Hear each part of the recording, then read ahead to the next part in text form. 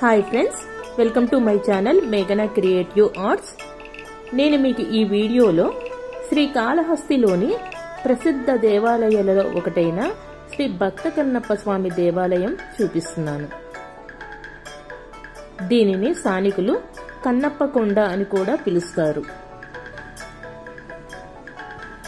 పురాణాల ప్రకారం కన్నప్ప ఈ కొండపై ఉండి శివుడిని పూజించేవాడు. కొండపైన ఉన్న ఈ ఆలయానికి చేరుకోవడానికి దాదాపు 300 మెట్లు ఉన్నాయి.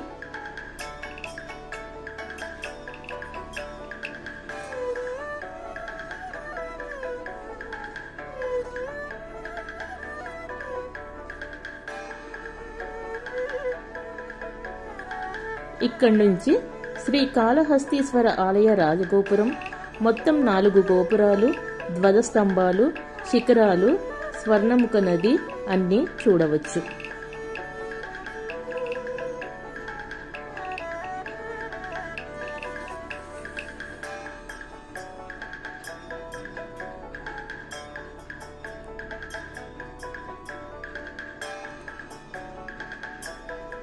పురాణాల ప్రకారం కన్నప్ప గొప్ప శివభక్తుడు.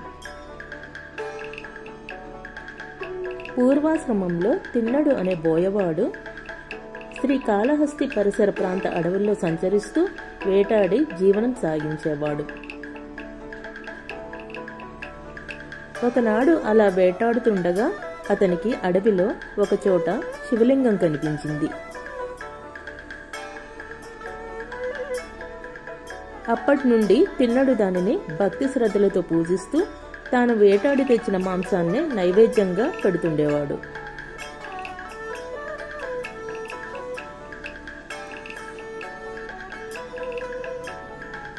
ఒకసారి శివుడు తిన్నడు భక్తికి పరీక్షించదలిచి తిన్నడు పూజ చేయడానికి వచ్చినప్పుడు శివలింగంలోని ఒక కంటి నుంచి రక్తం కార్చడం మొదలుపెట్టాడు. విగ్రహం కంటిలో నుంచి రక్తం కారడం భరించలేని తిన్నడు బాణపు మొనతో తన కంటిని తీసి రక్తం కారుతున్న కంటికి అమర్చాడు.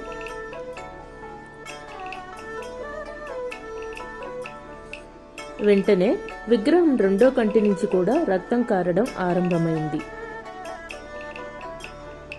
కాలి బొటనవేలును గుర్తుగా ఉంచి తన రెండో కంటిని కూడా తీసి విగ్రహానికి అమర్చాడు. తిన్నడి నిష్కల్మష భక్తికి మెచ్చిన శివుడు అతనికి ముక్తిని ప్రసాదించాడు. అందువలనే తిన్నడికి భక్త కన్నప్ప అని పేరు వచ్చింది.